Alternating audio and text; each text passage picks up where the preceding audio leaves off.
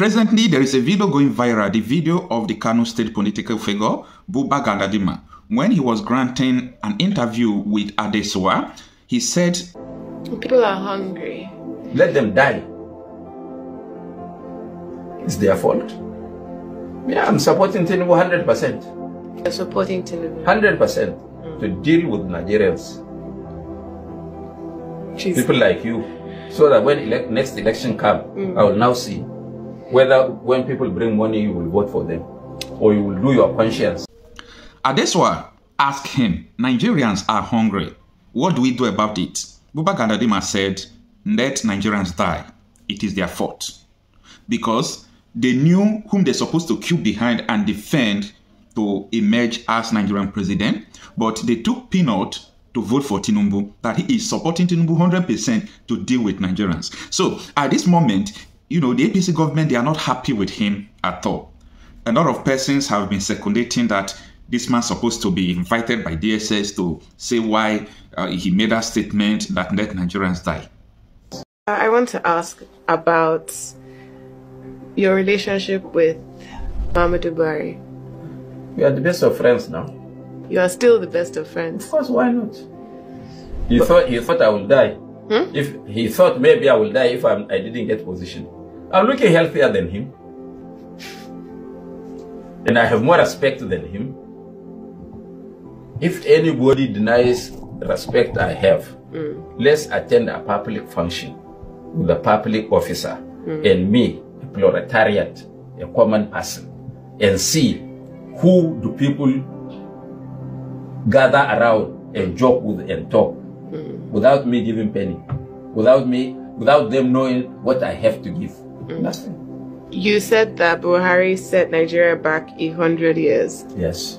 This was somebody who was your best friend. You were picked up multiple times because you were supporting him both publicly and in your personal capacity. And then, as you said, no condition is permanent, because if I remember, you switched to the PDP, joined the Atiku team, and in 2019, Buhari's SSS. I didn't. You didn't switch? No. But they picked you up? Yeah, they wanted to pick me up. They didn't pick you up? They didn't get me. It was misreported? No. Because, you know, there was when you tweeted... There is a difference between picking me, detaining me, or having me. Okay. You must have made an attempt, but you didn't see me, or you didn't get me. So what happened in 2019? No, because I saw their moves and I was alerted. So I left the house, leaving all my phones. Because if I have my phones on me, and people should know that if you commit an offense, don't go with the known telephone on your body, because they will zero on you wherever you are. Yeah. So I left. I was told, and I saw the movement. I know when they want to pick me each time. I know what they do. So I'm an experienced person in that. You're an experienced political detainee. Well, have you lost hope?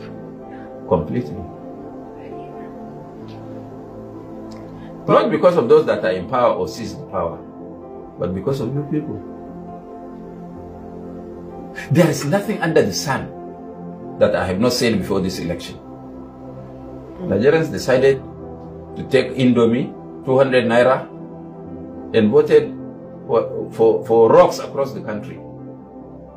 So the BBC, Voice of America, Deutsche Welle,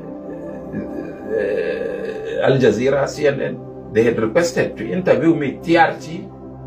I said no. All the things I needed to say, I said them before the election. I have nothing new to say. People are hungry. Let them die. It's their fault. Yeah, I'm supporting Tinubu 100%. You're supporting Tinubu? 100% to deal with Nigerians.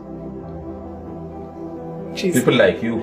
So that when next election comes, I will now see whether when people bring money, you will vote for them or you will do your conscience. Now, come to think of it, what the man said, was he lying? Let that question sink into your mind and give me the honest answer. Is this man lying from what he said?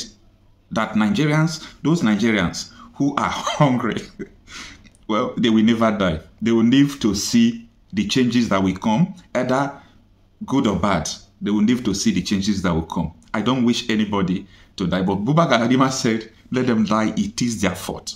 Now, I really want to talk about something. You see, there is something that always make me to think that Nigerians don't understand what politics is all about. Politics is not all about winning an election. If I support a candidate and a candidate lost an election, maybe they rig him out or he did not win, I will still be happy. What gives me joy is supporting the person my mind needs me to support. I'm not talking about because I know this person has the opportunity to win, I queue behind him. That is where we Nigerians and most Africans are getting it wrong. You don't support a candidate because you know the candidate is going to win an election. No. So, a lot of persons, if they are asking me, are you people still going to queue behind Peter Obi 2027? Are you sure this man is going to win an election? I say, how does that concern me? Am I hungry? It is those people that are hungry that are queuing behind people who will give them peanuts. Hey, you can't buy me off. I work with my conscience. So no matter what is going on, I am not going to give in because I know this person is going to win. When the person wins, maybe I will queue behind. We are going to benefit. Benefit what? Why people are dying? Why people can't go to their farm? So that is the kind of mentality that I want Nigerians to get. Now, I want you to watch this video by Nigerian billionaire Stephen Akintoye, the real estate mogul. There is something he said on Mike on Broadcast when he was, granting an interview to Sheung. He said that he supported Peter Obi and he did not regret it. That in 2027, if Tinubu did not still do well, he is still going to support Peter Obi. Now, he is supporting Peter Obi not because he knew that Peter Obi will just win. He's supporting Peter Obi because of the idea, what he believes in. That is integrity. I want you to watch this interview and understand what I'm talking about. Let me ask you, you are looking at what the Tinubu government is doing, and you say that you can actually vote for Bola Tinubu if he does well in the next election. Absolutely. Even if Peter Obi, your candidate, is still on the ballot. Absolutely, if he impressed me, because one of the realities that Tinubu government or leadership is showing is that Peter Obi actually might be too nice for Nigeria. Honestly, because when you look at the complexity of Nigeria is really complex. And there are really powerful people running this country. And they are behind the scene. And you hardly would see them. And these people can sabotage you easily. And I think that there are a lot of tools to blackmail Peter Obi, compared to Tinubu. So, and if you look at it even scripturally, before a David, there must be a Saul. So again, I didn't support him being the president, but who knows? He might just be the needed, because I've seen him make some tough decisions that I know that these ones are really tough. This is like going after the powers that be, right? And sometimes if you're too clean, you really cannot get the dirty job done. And leadership is dirty. I tell people oftentimes, leadership is not good and evil. Oftentimes, we think in a very shallow way to think that leadership is about good and evil. It's not that. It's between, can I take out a Osama bin Laden, but there could be innocent 10 people that will die, right? Or I leave Osama bin Laden and there's another chance he will kill another 2,000 people. Either way, people must die, and innocent people must die. And that's the kind of decision you are confronted with as a leader. It's not an easy option. There's no easy option. And that's why for me, I would say that some people in Tinubu's government are not carrying their weight. And they're part of the reason why it's making it look as if he's not making the right decision. And hopefully maybe he will rejig his cabinet and right people are put in place, and who knows, 2 years. But of course, if we don't see changes, I definitely cannot vote for him in the next 4 years.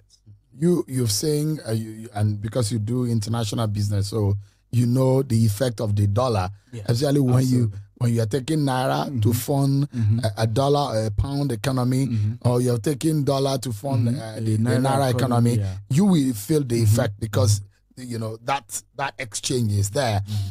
What have you noticed in that mix? Well, I've noticed that some people are profiting from it. to at the detriment of innocent, legitimate Nigerians. Some people don't want the naira to stabilize, because they have stashed dollars in their houses, and I don't know why EFCC isn't chasing them. There are houses in this country, particularly in this Abuja. You people are. I heard you have joined them down here in Abuja. I live with them. Yeah, you live with them. For the purpose of my job. For the purpose of but I focus on my job. You're not part of them. I'm not part of them. I heard this Abuja is houses full of dollars and people just... And I know that law enforcement can go after them if they really want to. And these are people really sabotage. And these are not... They've never done business one day in their life. One day. One business. So you have such people. You also have to face the reality that Nigeria is a consumption country. It's not producing. And we haven't seen intentional decision on the part of the government to force all of us to become producers, to encourage production, to discourage consumption. And as long as we continue to... I today have been insulted on social media that I don't wear designers. Okay, but this is how we can support our nation. This is an Hausa cap. These are local attires that are locally. My tailor is based in Abuja. Vodi, free advert for Vodi. I'll make sure he pays. He has to pay, right? So these are little things you and I can start doing to make sure that our naira gets strengthened, supporting Nigerian businesses.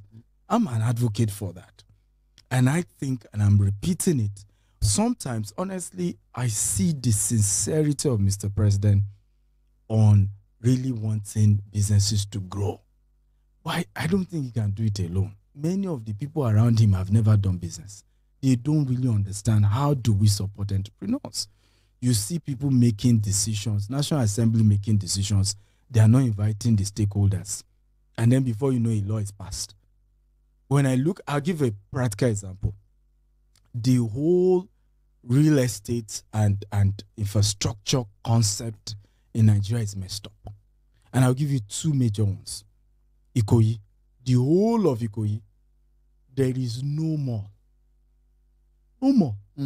The whole of Ikoyi. A shopping mall. Shopping mall. Yeah. So you will, particularly during traffic, you may drive 1 hour to get to Admiralty before you see the first mall. Or go to VI and the other part of VI. Now, who plans an estate that way? Because typically, yes, we understand that you are zoning some places for commercial, some places for residential, but there are certain essential commercial that should be close to within the residential to help day to day. The same thing you see here in Abuja as well. And then some people planned it and they call themselves, we have been in this game for 30 years. We are older. The pure nonsense. So there is a need to rejig the entire system, including the civil service. You have, my mother was a civil servant, God bless her soul. And I saw firsthand the rot in the civil service. Many times I have to follow my mom to work. She works in PACN. She was an accountant. I can't recall a day I went to work and somebody had resumed aside the cleaners. My mother was always the first. Many of our colleagues will call me by 10, some 11, walking and breathing. In fact, she became so popular in Meduguri, Mamolu, for helping people who they call their light. Because she then will agree with them, okay, let's do flexible payment, deposit this amount, agree to pay this, then call the guys who need to fix, and then they go and fix their light for them. I was still in Meduguri 2019, some people were still remembering what happened 20 years ago when she was an accountant in PACN. So I could see how many civil servants are part of the rot in the system, and they've turned themselves to a cabal that they themselves are behind the reason why most governments fail.